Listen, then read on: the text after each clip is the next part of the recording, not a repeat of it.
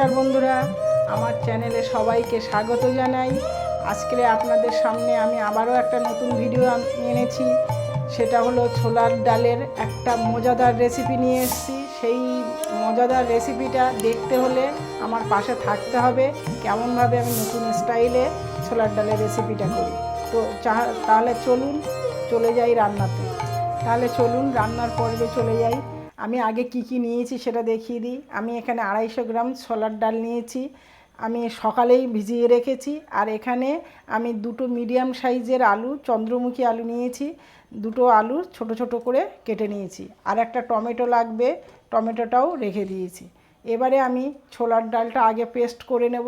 তাহলে চলুন আগে ছোলার ডালটা আমি পেস্ট করে নিই। একটু জল দিয়ে আমি পেস্টটা করব, তাহলে স্মুথ একটা পেস্ট তৈরি হবে।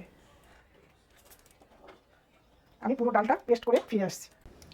ডালটা আমি পেস্ট করে চলে আসলাম। দেখুন ডালটা একটু ঢিলা ঢিলা করে কিন্তু আমি একটা স্মুথ বাটার তৈরি করে নিয়েছি।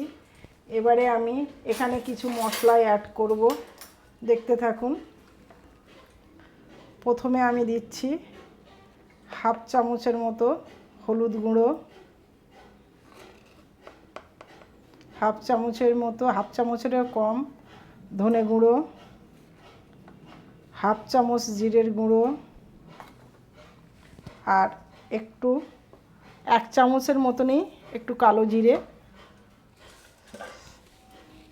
আর লঙ্কা আদা আমি পেস্ট করে রেখেছিলাম সেই 1 চামচ দিলাম। লঙ্কা আদা মিলিয়ে 1 চামচ। এবারে দেব লবণ, পরিমাণ মতো লবণটা দিতে হবে। এবারে আমি একটু দেব সরষের তেল,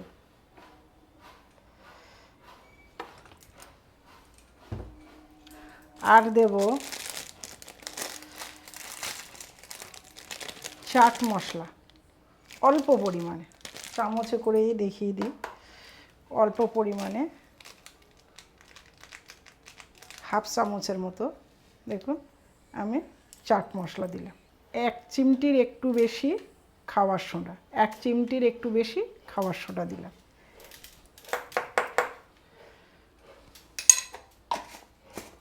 দিয়ে আমি এবার এই পেস্টটাকে চামচের দিয়ে বা আপনার হাতের সাহায্যেও সুন্দর করে এই মশলাটা কিন্তু ভালো করে মিশিয়ে নিতে হবে।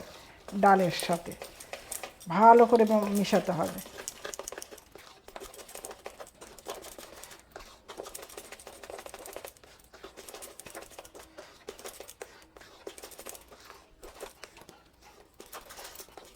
আমি ভালো করে মিশিয়ে নিয়েছি।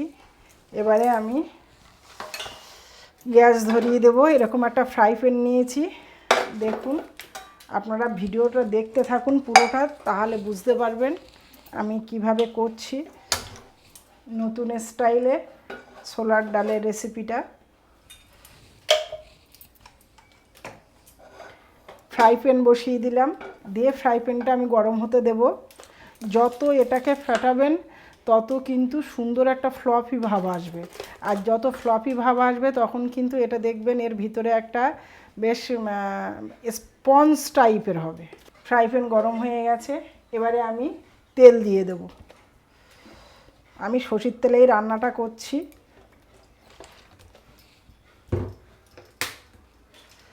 তেলটাকে ভালোভাবে চারিদিকে ঘুরিয়ে নিতে হবে।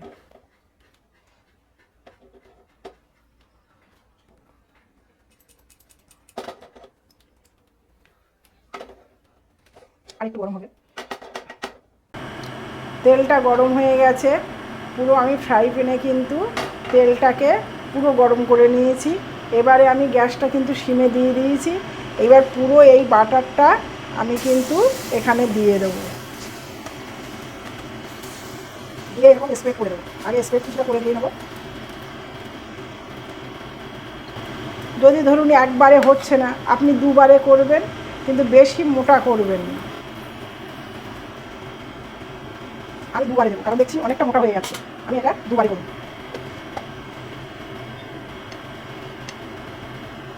আপনারা বাড়িতে এরকম করে দেখবেন, একটা দারুণ কিন্তু একটা নতুন স্টাইলের আপনারা রান্না করে বাড়িতে খাবেন, দেখবেন দারুণ সুস্বাদু হয়।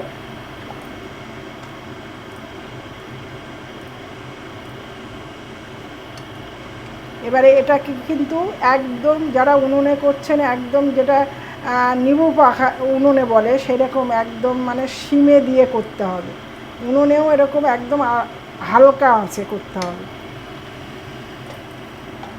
দিয়ে আমি এবারে এটা কিন্তু ঢেকে দেবো। এবার আমি এই ঢেকে দিলাম।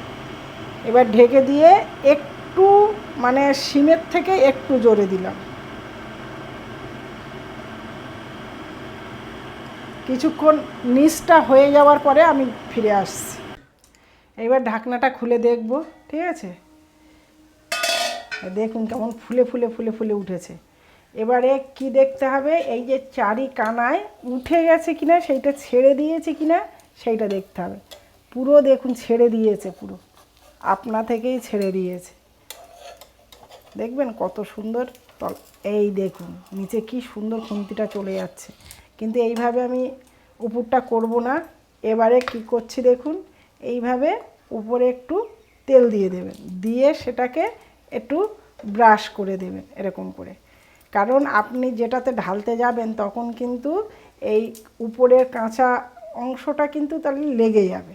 নিচটা হয়ে গেছে কিন্তু উপরটা এখনও হয়নি কিন্তু, ঠিক আছে? এবারে আপনি কি করবেন, এই যে আপনি তেলটা দিয়ে দিলেন উপরটাতে, এবারে আমি এই ঢাকনাটা, যে ঢাকনাটাতেই আমি উপর করেছিলাম সেই ঢাকনাটাতেই আমি উপর করে নেব।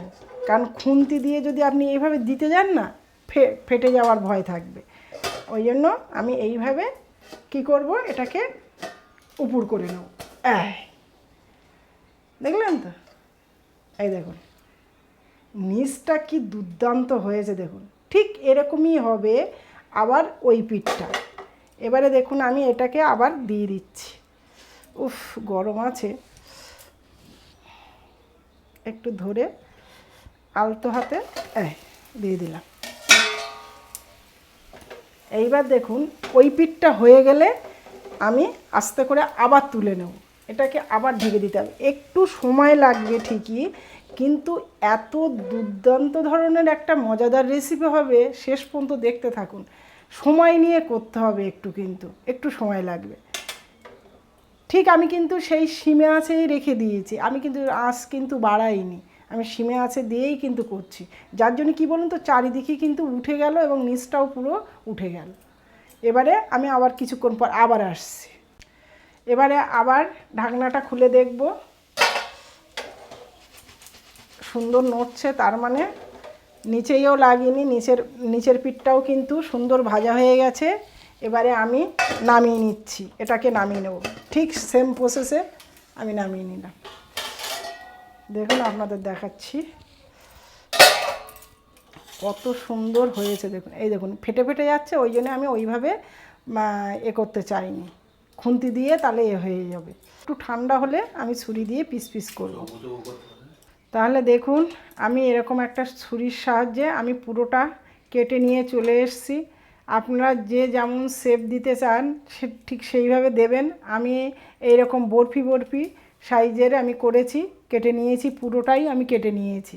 এবারে আমি এগুলোকে একটু হালকা তেলে ভাজবো, আর একটু তেল দিয়ে দেব, দিয়ে আমি হালকা তেলে একটু ভেজে নেব। নইলে আমি যদি এই অবস্থায় দিয়ে দিই তরকারিতে তাহলে কিন্তু ভেঙে যাবে। এরকম সব দিয়ে দেবো, একটু হালকা করে করে ভেজে নেব। একটু বেশি ভাজা দরকার নেই, একটু আলতোভাবে ভেজে নেব। এত সুন্দর লাগে এই ডালের এইটা রান্নাটা, খুব সুন্দর লাগে। এবং এই যে কাটতে কাটতেই কিন্তু আমাদের রোহন এবং আমার হাজব্যান্ড খাওয়া শুরু করে দিয়েছে, মানে বলছে টেস্টটা দারুণ হয়েছে। না ভাজলেও চলবে, কিন্তু যখন আমি তরকারিতে দেবো না তখন যদি একটু না ভাজি তাহলে সেক্ষেত্রে হবে কি, মানে একদম ভেঙে একদম হয়ে যাবে, সারা তরকারি মেখে মেখে যাবে। ওই জন্য একটু হালকা করে আমি ভেজে নিচ্ছি।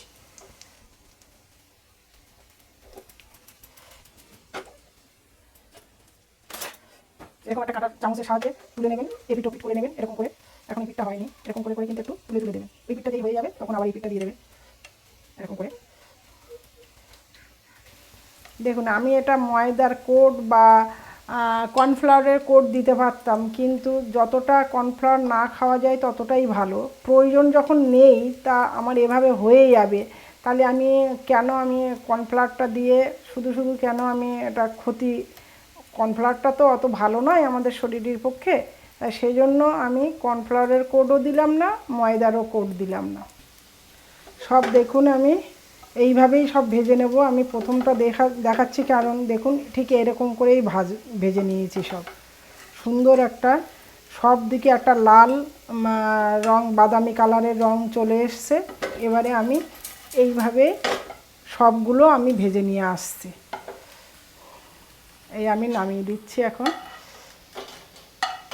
দেখুন একদম পুরো শক্ত হয়ে গেছে, আর একদম ভাঙবে না।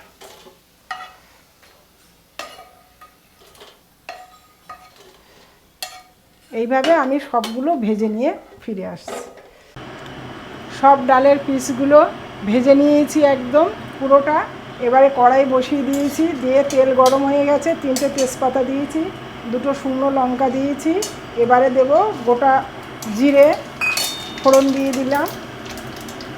এবারে আমি যে আলু পিস কেটে রেখেছিলাম সেই আলুটা দিয়ে দিলাম। আলুটা এবারে আমি ভেজে নেব, হালকা বাদামি কালারের আমি ভেজে নেব। দিয়ে দেব আমি পরিমাণ মতো লবণ। আমি আলুটা কিন্তু ভালোভাবে ভেজে নেব।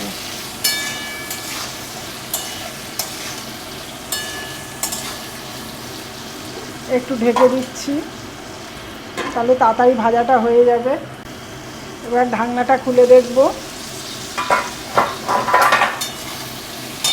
আলুটা ভাজা ভাজা হয়ে গেছে প্রায়, দেখুন আর একটু নাড়াচাড়া করলেই হয়ে যাবে।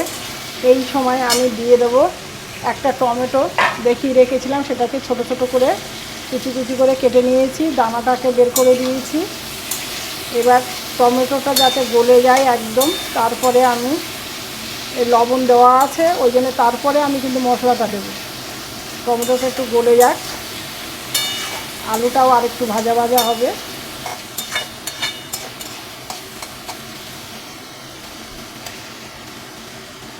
টমেটোটা দেখুন গলে গেছে একদম পুরো, আলুটাও বাদামি কালারের হয়ে গেছে।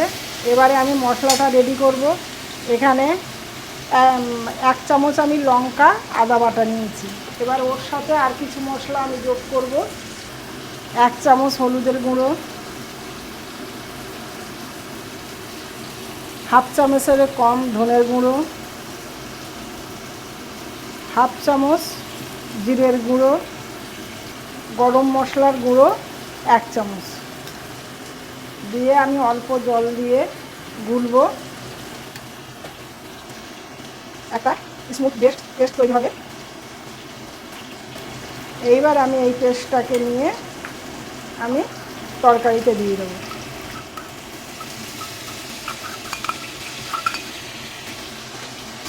দিয়ে এবার আমি আলুটা ভালোভাবে এই মশলার সাথে কষে নেব।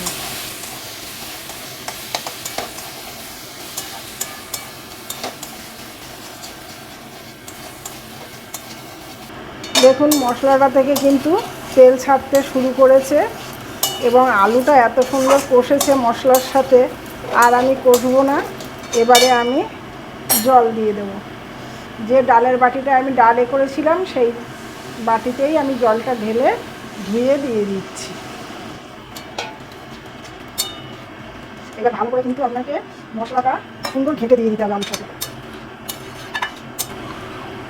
রান্নাটা যদি পুরো শেষ পর্যন্ত ভিডিওটা না দেখেন, রান্নার ভিডিওটা, তাহলে কিন্তু আমরা মাঝপথে থেকে দেখলেও বুঝতে পারবো না, বা প্রথমে একটু দেখে লাস্টে দেখবো সেটা দেখলেও কিন্তু আপনারা বুঝতে পারবেন না। সেই জন্য পুরো ভিডিওটা দেখলে তাহলে বুঝতে পারবেন কখন কোন সময় আমি কি দিচ্ছি, সেটা আপনাদের বুঝতে পারবেন। সেই জন্য স্কিপ করে যাবেন না, ভিডিওটা পুরো দেখার অনুরোধ রইল সবার কাছে। এবারে আমি ফুটে উঠলে তারপরে ফিরে আসবো, একটু ঝোল কমবে এবং আলুটা সেদ্ধ হবে, তারপরে ফিরে আসবো। ঢাকনাটা খুলে দেখব আলুটা কতটা সেদ্ধ হয়েছে এবং কতটা ঝোলও আছে। কারণ প্রথমেই কিন্তু আমি বলেছি আমি ফার্স্টে দেব না ডালের পিসগুলো। আলু সেদ্ধ হয়ে গেছে, দেখুন আলু সেদ্ধ হয়ে গেছে। এবারে আমি কিন্তু একটু ঝোল থাকবে, ঝোল অবস্থায় আমি দেব। এবারে আমি এই ডালের পিসগুলো আমি ওপর থেকে আলতোভাবে দিয়ে দেব। কারণ এটা দেওয়ার পরে কিন্তু এই পিসগুলো দেওয়ার পরে আমি বেশি ফোটাবো না কিন্তু।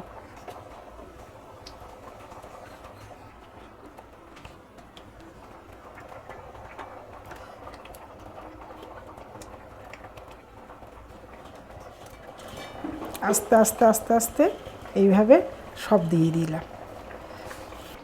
এবার আমি ডালের পিসগুলো দিয়ে একবার কিন্তু ফুট খাওয়াচ্ছি। আর তারপরে আমি গরম মশলাটা আগেই দিয়ে দিয়েছি, সুতরাং এখানে আর গরম মশলা দেব না। এবারে জাস্ট শুধু ঘিটা দেব, জাস্ট ঘিটা দিয়ে একটু মেল্ট হয়ে যাবে সেই অপেক্ষা করব। আর এই ডালের পিসগুলো একটু ঝোলে ডুবিয়ে দেব, দিয়ে কিন্তু হয়ে গেছে। আমি আর কিন্তু ফুটাবো না, বেশি ফুটালেই ভেঙে যাবে। আমার কিন্তু রান্না কমপ্লিট।